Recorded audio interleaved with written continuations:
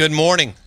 Welcome in. It's good to be back in the studio after a couple of remotes Thursday and Friday at the Delta Soul charity golf event. All kinds of celebrities there. That was a ton of fun. The Delta's super crazy, and we had a blast. But it's good to be back in the Bank Plus studio.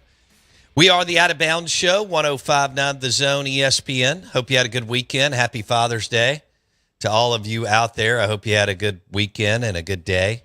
The weather held up for us just enough yesterday to get out on the boat for a while and all that kind of good stuff. So that was nice. Summer thunderstorms everywhere, but worked out around here. We're ESPN 105.9 The Zone. We're streaming live on the Out of Bounds radio app.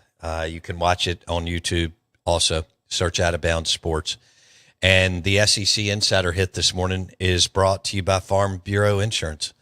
Bundle your auto and home and save with your local Farm Bureau Insurance agent in any of the 82 counties in the state of Mississippi. We want to welcome in our friend, National College Football Analyst with ESPN, Tom, and recruiting and everything else. Tom Luginbill joins us on the Farm Bureau Insurance guest line. Lugs, where are you, my man? Well, I am finally home, and I was so jealous of you yesterday when you texted me with the photo on the boat and a nice stogie in your hand, and I had just gotten back from the airport in the UFL championship game from Saturday night. So I was looking at you and going, golly, man, come on, dude. I mean, just give me a day or two to sit down and just decompress for a second. I'll be honest. It was a good day. Every lap got better and better, and then jumped it. You know what's funny? Usually around here, Luke's, I know you're 8-9 hours kind of northeast of us, but usually around here it's hotter than hell by now. But we've had a mile. I know it's coming, right? The tidal wave is coming, and the heat's coming, and all the football players will be out in it, and all the camps and so on.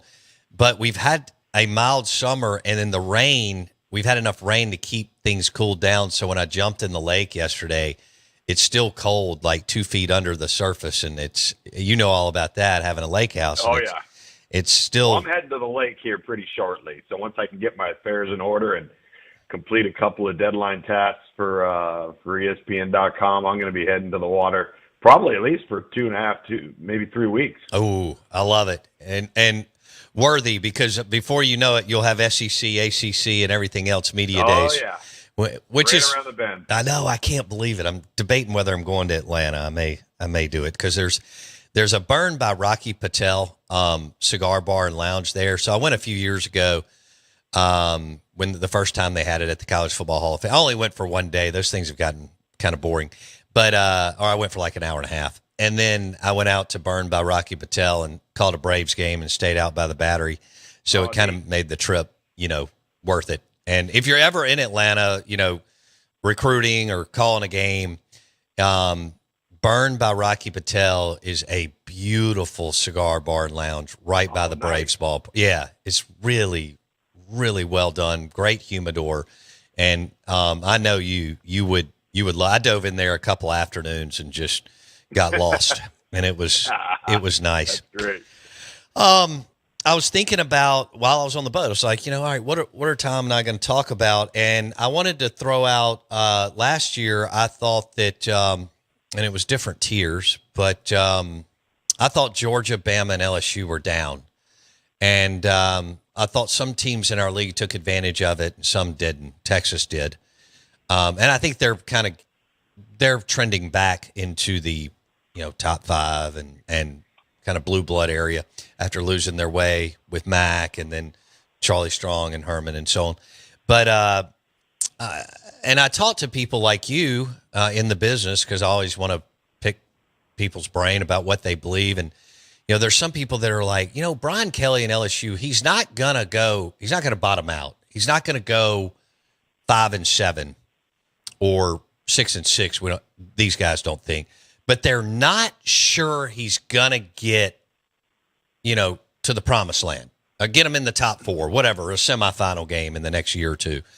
And so how do you see it? Do you believe that he can turn the corner, or is he just going to live in the 9-3 space where they're kind of caught in that, what the hell do we do because we owe him a fortune on his contract, Luke? Well, I think that we all realize, if you follow college football and you follow it closely, that 9-3 at LSU is not good enough. No. Right? And Brian Kelly would tell you that. All right? And I said when he was hired, now understand there were variables involved when I said this that were not a part of college football. And that is, you could make the argument that the job he did at Notre Dame in our era, was as good as anybody could have possibly done. Agree. Right? And now we've seen, obviously, what it's done under Marcus Freeman in his, much shorter tenure to this point. And my comments were that, listen, the guy has won everywhere. And I'm talking championships, national championships at Grand Valley State, MAC championships at Central Michigan, high level of success at Cincinnati. He knows how to build, operate, and maintain a program. But I don't think he's immune to what everybody else is dealing with, and that is the transient nature of our sport, right? And look, it even started to affect Alabama and Nick Saban and the process by which they would go to maintain and sustain their program. You can't do it that way anymore, right? So I think all of these coaches, regardless of the tremendous resources that they may have, if they're not pivoting, if they're not making major shifts in approach and looking at this through an entirely different lens, then they're going to fall behind. And I'm not saying that he's not willing to or isn't doing those things. What I'm saying is because of name, image, likeness and the transfer portal and the shift from high school recruiting to recruiting the portal being a little bit more predominant, all of the playing field's been leveled. Right, and when I say leveled, I'm not talking leveled that all of a sudden a Kansas State or a TCU or an NC State is now automatically going to be thought of in the same vein as an Alabama, an LSU, an Ohio State, or Clemson. But amongst the big boys, right, it's become more competitive than it's ever been in the history of the game, which makes it even more difficult. And I always go back to this phrase, Bo, and I loved that he said it. And this was the very first show that Nick Saban was on College Game Day. And you probably know what I'm going to reference here. They're in Ireland, and they're talking about the transfer portal and the moves that people are making. And I think the topic in this particular segment of the show was, what is the outlook for Ohio State? Because let's call it what it is. Ohio State pushed all of their chips to the table and, in essence, for lack of a better phrase, purchased a national championship caliber team, right? And Nick Saban sat on that desk and he said, you can do everything right. You can make all of these financial investments and you can pay all the players you want to. But if you pay the wrong ones, you're SOL.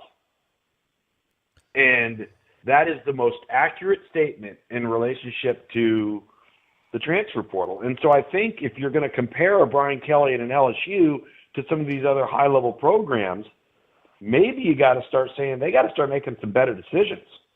Yeah. With whether it's at the high school level, whether it's through the transfer portal, because they've nailed the quarterback position, right? I think that they have underwhelmed at the running back position. We know they've had elite level wideouts, but where are those defensive linemen that everybody, when you stood there on the sideline or you were in the stadium and you watched LSU come to the tunnel and you're like, dude, our guys don't look like those guys. Like, where is the defensive side of this LSU football team that we become so accustomed to looking at as a top 3 to 5, maybe top 1 to 3 elite level unit amongst their peers, and right now they don't have it. And I think that's what's limiting them more than anything. Yeah, well, they're going to have to. I mean, he is going to have to turn the corner at some point, or they'll look another direction. With Nussmeier coming back, that could mask, as you talk about, so many of I don't know how many. I mean, they have deficiencies. That's all relative. Well, it gives you a chance to win track meets. Right. The problem is, if for some reason you have an off day, right, on offense for whatever, let's just say you turn it over 3 times or Right. heavily penalized, you do something against your nature, and you play somebody that's really good on offense, well, now you've got a big problem on your hands because they haven't proven that they can rely solely on the defense to get them out of trouble. Yeah. Okay. So would you be surprised if he turns it with Nussmeier coming back? Now he's in year 4. Would you be surprised to look up in late November and going in the last game of the season and they're firmly in the hunt for one of the college football playoff spots? Oh, I think that should be expected and is more than possible. You know, we're looking at a revamped Auburn. How's that thing going to play out? Ole Miss is going to be breaking in a new quarterback and some other pivotal players. You know, Alabama is now breaking in a new quarterback. I mean, the timing of this thing, when you go in to a season and you have advantages at quarterback, you have a leg up right off the bat. I don't care what anybody says. Yes, we know what Arch Manning's potentially capable of. We know what John Mateer is potentially capable of at Oklahoma, and he's played a lot of football. But, you know, Jackson Arnold has had a moderate level of success, probably was hindered by the personnel around him last year at Oklahoma, but I think he'll be an upgrade. But as far as like a proven guy that's done it over and over and over again, and he's an upperclassman, LSU has the advantage going in. And until we know how those other positions at some of the other teams that are considered to be competitors play out, you know, is Gunnar Stockton at Georgia going to be the Gunnar Stockton that we saw late in the season filling in for Carson Beck, where you went, no wonder they didn't care about keeping Carson Beck. Right. This guy might be a better option, and you got less headaches on top of it. And you got Lenoris Sellers. You got Lenoris Sellers at South Carolina, who is a nightmare to deal with. But are they good enough everywhere else? Yeah, right, I don't know. Around him. So, again, the quarterback position can never be understated. Lenoris Sellers, Ole Miss plays South Carolina at home this year. Lenoris Sellers, kind of a baby Cam? Yeah, you know what he is? He's a better passing. Why am I drawing a blank? The kid at Alabama last year. Oh, Milroe? Yeah, he's a Okay. better pure passer. Okay. And, I like and that. similar athletic traits and size to Jalen Milroe. And so you can imagine that he's a handful. And I think they showed that down the stretch. Dang, I like that. Okay. Lenoris. So I heard your friend McShay talk about Lenoris a couple weeks ago on his podcast. And he went on and on about him. Yeah, he's a problem. He is. He was injured a little bit last year, but man, when he was healthy, he was a force. Give Beamer and the staff credit on that. Man, I wasn't sure Beamer was going to work, but whatever he's doing is work for who they are. It's Exactly. working at South Carolina. I was wrong. I got to know him. He was a kid. I felt like I was a kid when he was on Kroom's staff. We used to go to lunch together, and he's a super guy. But evidently he's got great. the mettle and the resolve to hold his staff accountable. But the players love him. I think the staff likes him. But he's also tough enough to keep everything in order. I don't know. It seems to be. Hell, if he wins again, he may end up in a blue blood. He's young. And will have earned it. I know. I don't know what plays out at LSU, and I don't know what plays out here or there. But all of a sudden, Beamer throws up another 8-4, 9-3. Lugs, he may put himself in position for a top 12 job. Well, there's no question. I don't think there's any doubt about it. I think one of the things to add to some of your comments with him is if there was ever a time in college football to have max, and I mean max level people skills, it's now. Yes. And he has that. Yes. He has that. Yes. That's why I'm concerned about where Levy is. Levy's got insane people skills. The guy's got charisma, dude. Lots of what Beamer has. I just don't know if he hired. You've got to get out of the gate and get things rolling. I just don't know if he's got enough support with the 10 headsets under him. And I don't know if Jeff is willing to hold people accountable at the level that you have to do it. Player-wise, or the people around him both in this era? Both. But definitely the people. I mean, I got so close to that Mullen era staff and so on, and I would watch Dan. Good Lord have mercy. I mean, he could joke around, but man, he would chew on anybody's, and explain to them, if you can't run your room, I will fire you. I mean, he would say that. I mean, we have this saying among my buddies. Dan Mullen woke up in the morning and got to the football facility looking to MF someone. And I just think there's a balance, but there's something to that. And Beamer's got the stuff. Give him credit. I thought it was and then he's doing well. All right, so back Tom Luginbill with ESPN on the Farm Bureau Insurance guest line. I mean, I think Levy's got all those intangibles and dude factor that Beamer has. I just don't know if he's going to get it. He's got to get the grill lit, Luke's. You know what I'm saying? I mean, you got to eventually, sooner than later, you got to get the fire going, and you got to get the lighter fluid on it enough to where you can at least. Nobody's looking for 8-4, but you got to get competitive really quick. Does that make sense, Tom? You do. And to be honest with you, if there was ever an era to be able to, you used to be able to say you don't just get to wave a magic wand and poof, you're competitive. Well, now you can. Right. And there's been dozens of examples of it happening. And so, and then what that does is that puts added pressure. It's not as if there aren't examples out there where you say, well, nobody's ever been able to pull this off.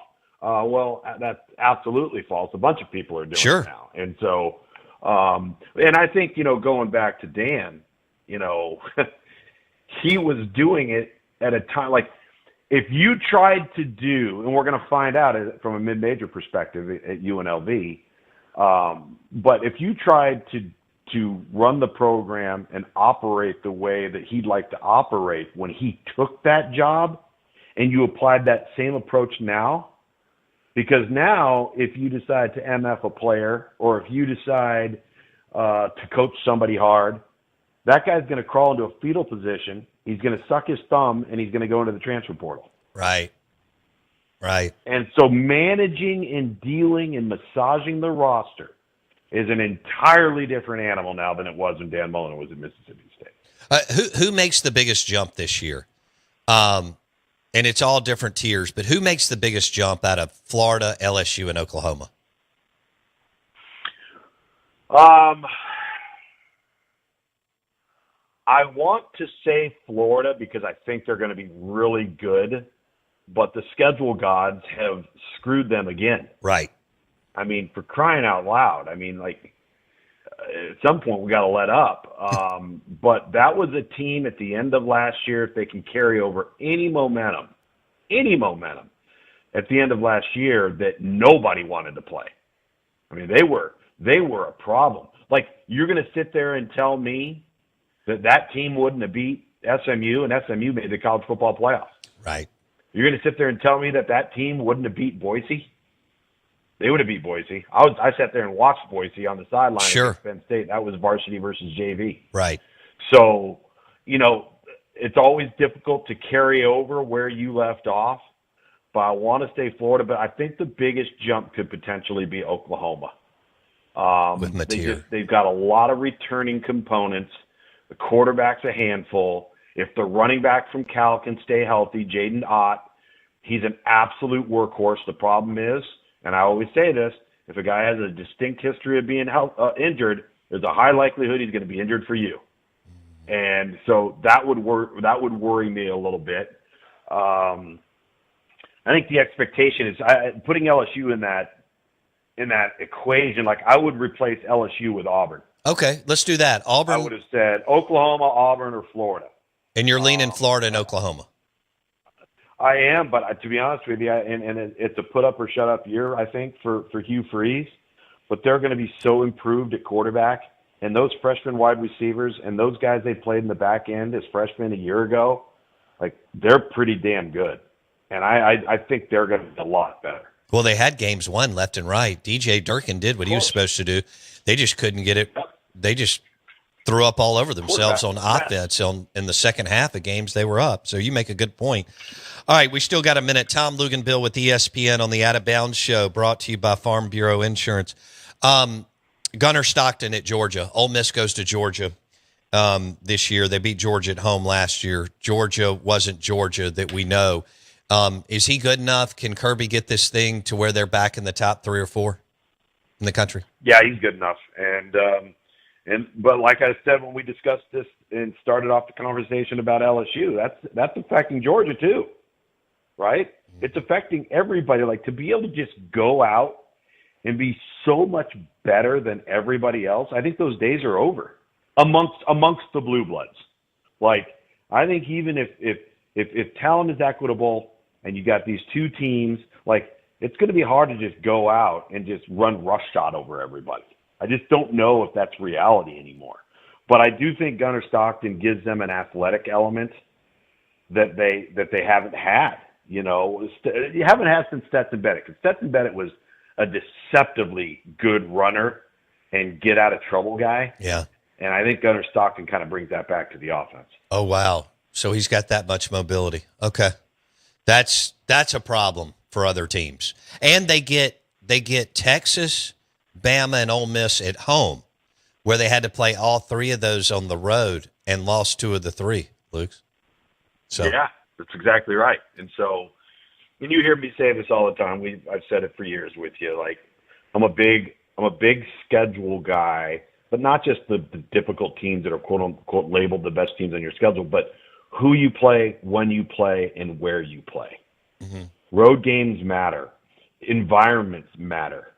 When you play somebody matters. And I always go back to that 2014 season when in week 2, Virginia Tech went up to the Horseshoe and dismantled Ohio State, right? And the very next week, Virginia Tech went home and lost to East Carolina. And Ohio State just started to grow and grow and grow and got really, really good and started to become a dominant team. You think that Virginia Tech team, if they played Ohio State in week 8, would have won? No. So where you play and when you play matters. Yes. And I think that's when you're looking at a schedule in an off season like we're in right now, you start to sit there and say, okay, well, they got to go on the road here, but that's not a traditionally difficult place to play. You know, and then, well, they've got 2 of their best teams on the schedule, and they got them at home. Okay, well, that matters. Well, when do they have them? Do they have them early and they're breaking in a quarterback? Or do they have them in week 9 and that quarterback that nobody knew about in August is all of a sudden a dude? Right. Like, now we're having a different conversation. Totally. Tom Luginbill with ESPN on the Out of Bounds Show. Enjoy the lake. We'll talk soon. All right, buddy. Thank you. See ya. Tom Luginbill on the Out of Bounds Show, brought to you by Hartley Equipment in Gluckstadt. So if you're looking for a 0-turn mower from Exmark, Skag, or Bad Boy, it's all powered by Hartley Equipment in Gluckstadt and their new dealership on Church Road. We're live in the Bank Plus studio.